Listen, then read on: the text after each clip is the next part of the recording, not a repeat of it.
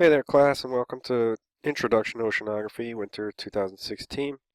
My name is Steve Tordo. I'm your professor for this class. Hello. You have to bear with me. I have a bit of a cold, but 'tis the season, right? Um, I always like to record this walkthrough just so that you guys have seen have seen me kind of point out the important functions because this entire class is online. It's important that you know how to navigate it. It's important that you read everything carefully so that you know the structure of the class and what's expected to you. And so I'd like to just give a little run through on that here. I was an oceanographer for 15 years up until this past year where I changed jobs, and now I work in research and development for TerraCycle, a recycling company in Trenton, New Jersey. Here's my email. You can do that through the mail tool over here on the left. And this is the best way, since I'm not on Rutgers anymore. That's the best way to get a hold of me. I check my emails constantly. You can use the chat room over here, but I check that less frequently. And you can use the discussion and private message tool, which I also check less frequently. But if you get me an email, I usually see that pretty quickly. And if we have a really important matter to discuss, then we can, or we have a really good reason to talk more personally, then we can arrange to meet in person or have a Skype call or a phone call, something like that. Other than that, announcements will show up over here. You'll also get an email warning when I get them. You're going to start off by reading this whole page, okay? It explains the basic description of the class, including the fact that the other way to best be in touch with me, especially with regular questions about the class, is that I'll hold online office chat hours from 7 to 10 p.m. every fourth class day of every week. And I put class day and week in quotations because this is not a normal week. It's not Sunday to Monday. It's not Monday to Friday. It doesn't start and stop on the same day. And that's the most important thing for you to remember. Because of the compressed nature, we only have 3.5 weeks to do this class. I feel like you guys are granted the best chance to do well and have enough time to work by holding 6 consecutive day classes. And that's all explained down here, what the class is about. How the class is structured, but you can always see everything on this calendar over here. You can see that, let's see, I'm in the wrong month, but you can navigate back and forth, right? So here's December. The 23rd is the first day of class. If the day is colored, it means that something you need to know is on that day, right? If it's green, it means we're starting something or something's opening up, like 23rd is the first day, if I click on that, you see it says down here, week 1 begins. Orange, I think, generally means online class chat hours, right? So the office chat hours. And red usually signifies the end of the week, or that something is due, or you have an exam. So the red ones are the important ones, but you can see that the weeks run 6 days, 1, 2, 3, 4, 5, 6. Starts on a green, ends on a red, and on the 4th day we have the chat hours, and that's from 7 to 10 p.m. I'll log into the chat room over here. Okay, I'll say hello. And then everybody who wants to can jump on during those during those hours and ask me questions about the class, whether it has to do with content or structure or you're having a problem with the website. Okay, so you can always see what's going on over here. Please pay attention to the schedule, when the week starts, when everything is due. Okay, because the general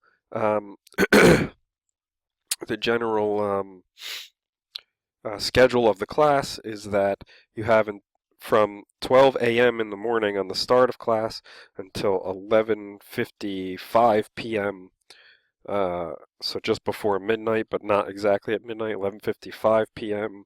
on the last day of class to hand in all your materials. So you can start and stop the units and the weeks whenever you want, but I do suggest that you do as much as you can early in the week, because by the time chat hours come, you want to be able to ask me any questions you have. And also, there's a lot of material. You know, if you leave everything until the last minute on the last day of the class, then, you know, I'm not going to be able to help you. And if you tried to submit something at 11:50 and you're reaching out to me at 12:01 and saying it didn't all work, then unfortunately that's because you didn't start early enough in the week and find out the problem you're having until later. So, I've had a lot of issues with that in the past, and I've tried to work with people, but because it's just becomes too much work for everyone and this class moves very quickly, I've decided to make it very black and white. So you have to try and hit the deadlines with all your things. Okay, all the other important things are running down this side. The syllabus reiterates the schedule, and you can expand it all. And here are the controls up here. For those of you that aren't familiar with Sakai, you can expand the whole thing, or you can expand it one section at a time if you just want to look at week 1 or 2 or whatever. But this lays out, again, the structure of the class, description of the class, the format. It's all online, the 6-day weeks. The weeks start at 12 a.m. They end at 11:55 p.m. at the end of the week. Class description. Here's your text. Some people find that they really, really need it because they, quote unquote, think they're bad at science. I don't really believe in that. I believe in teaching in a way that makes everybody be able to understand the content. But if you generally find you have trouble following concepts, then you definitely are going to want to have the text, because I will say that everybody who gets the text ends up doing better than those who don't, especially if you think you struggle with science. Here's how course grading is broken down. Class participation is, okay, so you'll have a certain amount of units to complete in each week, and there's lessons within each unit, and then there's little quizzes at the end of each lesson, or most of the lessons, and sometimes there's an activity like a forum discussion, etc., okay? By completing all of those things before the week is over, before the 11:55 p.m. deadline on the last day of the 6-day week, you get 100% class participation. And then you complete the activities and you visit the sites and get all those activities done, bam, an instant 10% of your grade. Then you get graded on those things. So the quizzes are part of that class participation. The unit summary assignment is part of that class participation. You get points just for doing them. Then you get graded on the content. The quizzes, you'll see down here, you have to get 100% on, so you should get another 10% of your grade. And then the unit summary assignments are things that I grade, and this is where you will describe the lessons in short paragraphs, and you'll watch the quiz and unit summary walkthrough after this one, which will explain in great detail how to get through these. But those are worth a little bit more, and they set you up to be able to study and know and understand what's important for the exams. And the exams are the second biggest part of your grade, so 20% for the first exam, 35 on a final. Okay. All these things are broken down again down here for you. Please read it in detail. Tells you what you is expected of you in class participation. Whoops, I did it again. And it also tells you what to expect from the quizzes. And it also tells you what to expect from the unit summary. Okay. Do not plagiarize, not even a little bit. Don't copy my words. I mean, obviously there are a lot of words that you don't know and you haven't created yourself. You're not oceanographers, and so you have to reuse words. But if you copy and paste my language or anything from the web, I'll find it out. Okay, we're going through Turnitin, and you have to check an honor pledge, and I've been through this a few times also, and I used to try to see the best in everyone, and now it's just black and white. If you're caught plagiarizing, you'll fail the class. Okay, and I'll have to report you to the university as well. Okay, explanation of exams. So the unit summaries, I'll give you some feedback on the first few you hand into me, because so that you know how to go about them and answer them correctly, because these will be your guides to the exams. If you do these properly, then every answer you need for the exam should be in your unit summaries. Okay, and then the syllabus has the exact schedule broken down into 4 weeks. Week 1, here's the dates, starting 23rd to the 28th at 11:55 p.m. And then each week is broken down into activities.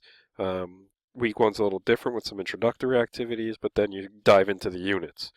Week 1 is made up of Unit 1, Unit 2, Unit 3, and it says what the topic is and all the things you're responsible for, and that's all by the end of the week at 11:55 p.m. And then the same thing for week 2, which starts immediately after the end of week 1, which is 12:29 to 1:03, and so on and so forth. Exam 1 at the end of week 2. Remember, this class moves very fast. It's very compressed, and right on down the line until the final exam at week 4.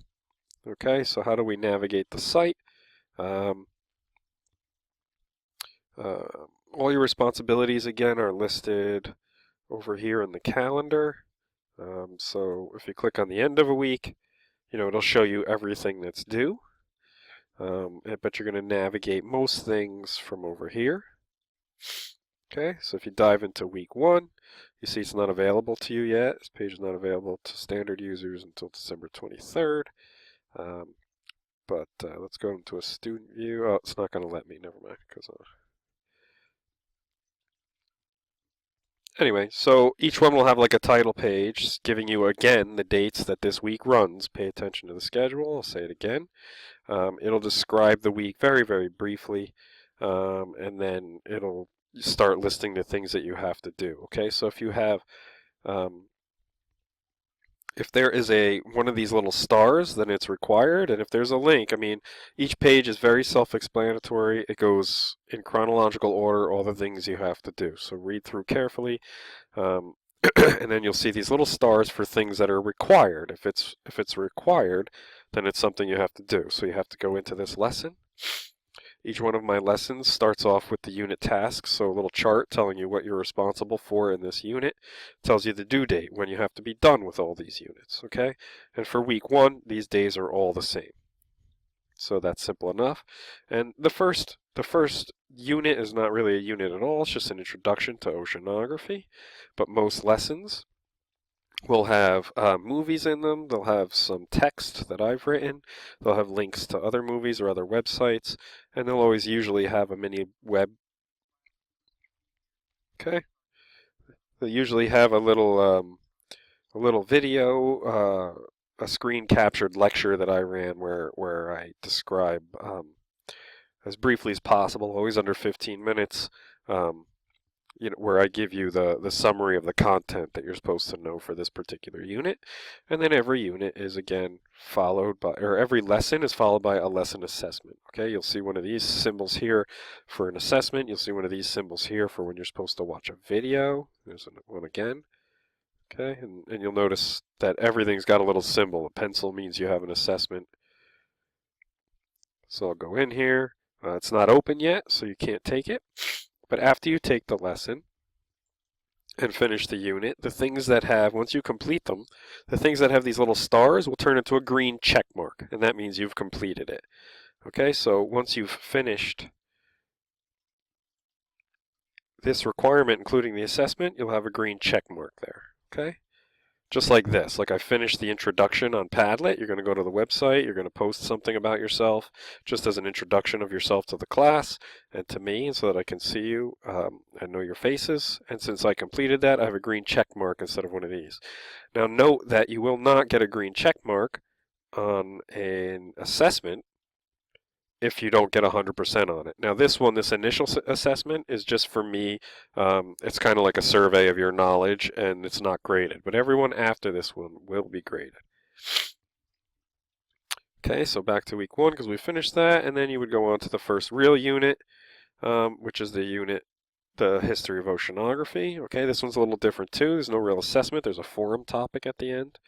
But the same format, it'll tell you what you need to do, and it'll have all the things you need to do or watch. Okay, you're best using these buttons to navigate all the way down to the last unit of this week, which is properties of seawater. Right, so at the end sometimes you have lessons within lessons, right? So this is the unit.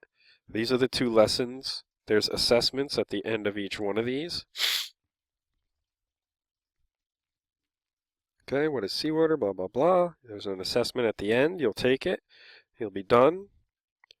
We'll go back, and then you see at the end of Unit 4, which is also the end of the week, you have a unit summary writing assignment. So if you watch the walkthrough just below this one, it'll walk you through how to take the quizzes, how to use the quizzes to do your unit summary writing assignments properly, which will help you greatly throughout the class, okay? And if you have any other questions, just reach out to me.